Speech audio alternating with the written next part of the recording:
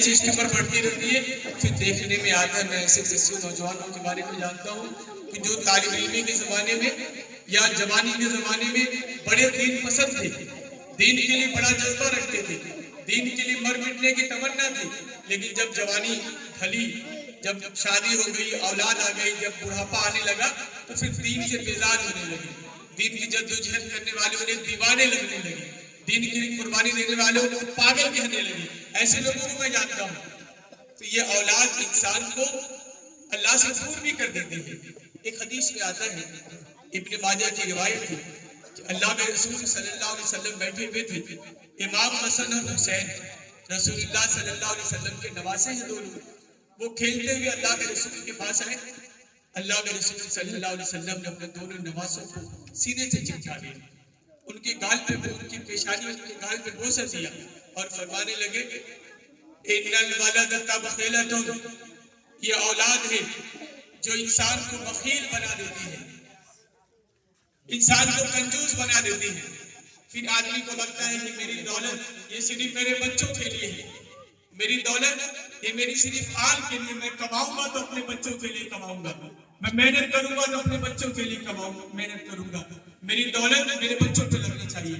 फिर अपने बच्चों की फिक्र करता है, दीन के राह में अपने दौलत को खर्च करते हुए इसका दिल दुखता है। तो अल्लाह के रसूल ने फरमाया, इन्नल वलद तबखिलतुन, ये औलाद है जो इंसान को बखील बना देती है।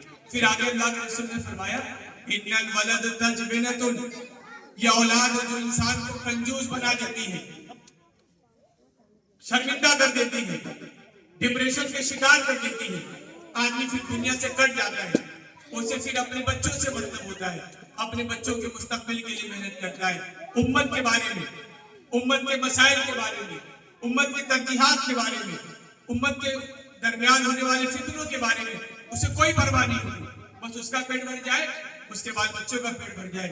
इसीलिए अल्लाह के रसूल सल्लल्लाहु अलैहि वसल्लम ने फरमाया, ये औलाद इंसान के लिए फितने का जरिया बन जाती है। तो बहरहाल ये तो औलाद फितने का जरिया है, उस पर हमने बातें कर ली, लेकिन औलाद की जो तालीम और तरबियत है, ये तो हर जमाने में माँ बाप की जिम्मेदारी रही है।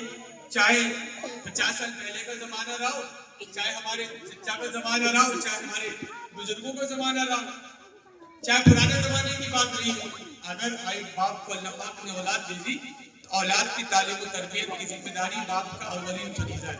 हर जमाने में औलाद की तरबियत करनी। लेकिन आज की दुनिया में, आज के जमाने में, फितनों के दौर में, मैं समझता हूं कि दूसरे जबानों के मुकाबले में आज औलाद पर और ज्यादा गहराई के साथ नजर रखने की जरूरत है, वरना पल भर में नस्लों का बिगाड़ हमने देखा है। चंद लम्हों में, पहले तो इंसानों को बिगड़ने में 10-10 साल लग जाते थे, आदमी के अंदर धीरे धीरे बिगाड़ पैदा होता था, एक नस्ल के बाद दूसरी नस्लें बिगड़ती थी। आज हमने सिकंडों में नौजवानों को बिगड़ते हुए देखा है। वो जमाना बहुत दूर का जमाना नहीं है। आप अपने गांव के बारे में देख लीजिए, 30 साल पहले की बात। आप, हमारे चचा बैठे हुए, हमारे दादा बैठे हुए, हमारे दादा की उम्र के लोग, अब्बा की उम्र के लोग बैठे हुए, आप 30 साल पहले जाइए, 30 साल पहले की जो हमारा गांव था, उस गांव पे कभी आप नजर डालिए, कैसा गांव था, क्या था उस जमाने में। उस जमाने में मोबाइल नहीं था, इंटरनेट नहीं था, 5G 4G 2G 3G नहीं था, बात करने की कोई सहूलत नहीं थी। क्या था उस जमाने में, किसी किसी के पास लैंडलाइन हुआ करता था। लैंडलाइन के बच्चे शायद समझ भी नहीं पाए, ये लैंडलाइन की चिड़िया बना, वो डब्बे वाला फोन किसी किसी के पास होता था, उसमें तार लगा रहता था, घर के कमरे में रखा रहता था, आप उसे कहीं ले जा भी नहीं सकते, जहाँ फोन रखा है वही खड़े होकर बात करनी है। और आप जिस स्टेट में हैं उस स्टेट से बाहर बात नहीं कर सकते, लोकल कॉल होती है।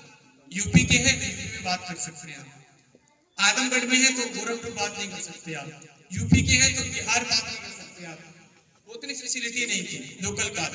और अगर किसी को बाहर कॉल करनी होती थी, सऊदी दुबई कॉल करनी होती थी, तो फिर गांव के बाहर आपकी बाजारों में उस जमाने में पीसीओ रहा, पब्लिक कम्युनिकेशन ऑफिस, पीसीओ के बारे में सुना आपने। गांव के बाहर कहीं किसी अमिला में रहा होगा, बोझी में रहा होगा, या आपको भूसी में रहा होगा, या हमारे यहाँ इलाका भेड़िया में रहा होगा, वो पीसीओ लोग चलाते थे। वहाँ एसटीडी आईएसडी कार्ड की सहूलत रहती थी, तो लोग दूर बात करने होती थी तो लोग गांव से निकल के जाते थे। वहाँ 2-4 रुपया लगता था, 1 मिनट का 1 रुपया, 1 मिनट का 5 रुपया लगता था। लोग अपने काम की बातें करते थे और बात करके घर चले आते थे। वो जमाना आपने भी देखा होगा, मैंने भी देखा है। उस जमाने में लोगों के पास पैसा रहा होगा, लेकिन पैसे का ट्रांजैक्शन इतना आसान नहीं था।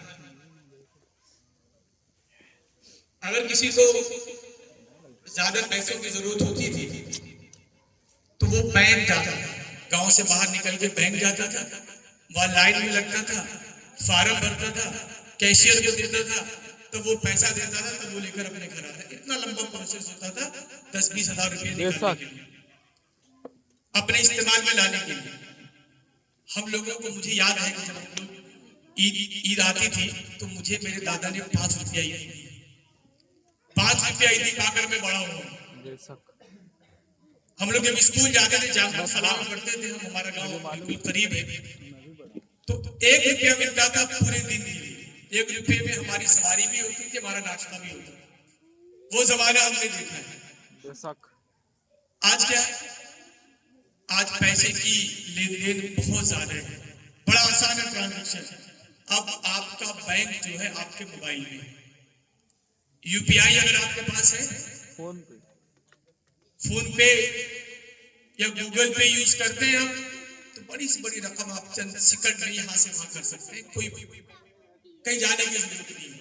तो वो जमाना भी हमने देखा और ये जमाना भी हमने, दुनिया बहुत तेज हो गई। अब सिलो सिलो कुछ भी नहीं, सारी चीजें बहुत तेज है।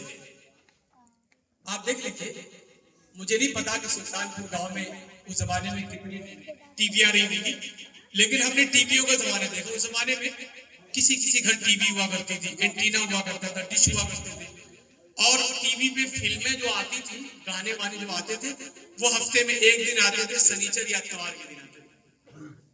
याद है, हमारे बड़ों को याद होगा। किसी सब जगह टीवी भी नहीं होती, और अगर किसी को फिल्म देखना होता था तो पता है, जिसके घर शादी होती थी उस जमाने में, तो रथ जगे के दिन, शादी से 1 रात पहले जो रथ जगा होता था, तो कुछ बड़कवा किस्म के लोग अपने घर में वीसीआर लगा के लगा लिया करते थे। तो टीवी भी देखते रहेंगे, फिल्में भी देखते रहेंगे और प्याज भी काटते रहेंगे। वो रात जगने के लिए होती थी। वो जमाना भी हमने देखा है। अब ऐसा अब हर हाथ में मोबाइल है, हर बच्चे के पास मोबाइल है, हर खातून के पास मोबाइल है, अम्मा के पास अलग है, बीवी के पास अलग है, बहनों के पास अलग है, मेरे पास अलग है, और मेरे बच्चों के पास अलग है। हो क्या रहा है, देखते क्या है? अब तो मैं नहीं समझता कोई बच्चा या कोई नौजवान 3 घंटे की टीवी देखता होगा, वो जमाना गया।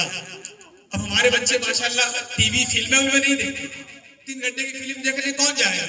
अब शॉर्ट वीडियो का जमाना है, रील्स का जमाना है। अब 2 मिनट में सब कुछ सुनना है, पूरी कहानी 2 मिनट में सुननी है। आप देखते हो बहुत सारे बच्चे जो है शॉर्ट वीडियो देखने वाले मौजूद होंगे। शॉर्ट वीडियो में क्या होता है, उसके नुकसान के बारे में आपको बताऊं। ये मोबाइल किस कदर हमारे नौजवानों को, हमारे बच्चों को अंदर से खोखला कर रही है, बीमार बना रही है, लाचार और मजबूर बना रही है, सेहरी मरीज बना रही है, डिप्रेशन का शिकार कर रही है। मैं आपको बताऊं, रील में क्या होता है, आप फेसबुक पे गए, इंस्टाग्राम पे गए, यूट्यूब पे गए और रील देख रहे हैं आप। अब आपने एक मौलाना की तकरीर लगा दी रील्स में, एक मौलाना की तारिक जमील साहब की तकरीर लगा दी आपने, माशाल्लाह बहुत बड़े आलिम दीन है, सुन रहे हैं आप, जाकिर नाइक साहब को सुन रहे हैं, डॉक्टर इसरार साहब को सुन रहे हैं, जो आपका फेवरेट आलिम दीन है, आप उसको सुन रहे हैं। 2 मिनट की क्लिप है, 2 मिनट में मौलाना तकरीर कर रहे हैं, आपका ईमान बहुत बड़ा। अब आपको लगा कि बिल्कुल अल्लाह के रंग में रंग जाना है, नमाजों की पाबंदी करनी, दीन के लिए जद्दोजहद करनी, बहुत अच्छी तकरीर माशाल्लाह आ रही है, और आपका दिल ईमान से अभी भरा जा रहा है। पूरा भरा नहीं, अभी दिल में ईमान पैदा हो रहा है कि अचानक 2 मिनट में रील खत्म हो गई, और अब तो मोबाइल में ऑटोमेटिक स्क्रॉल खत्म हुई, वो ऑटोमेटिक स्क्रॉल हो जाता, अब वो रील स्क्रॉल हो गई। अब जैसे वो रील स्क्रॉल हुई, आपने कुछ किया नहीं, वो ऑटोमेटिक हो रहा है। तो अभी आप मौलाना तारिक जमील साहब की तकरीर सुन रहे थे, ऑटोमेटिक स्क्रॉल हुई, एक जो है टिक टाक लड़की नचनिया जो है नाच रही थी और आप लोग कोई फर्क भी नहीं पड़ा।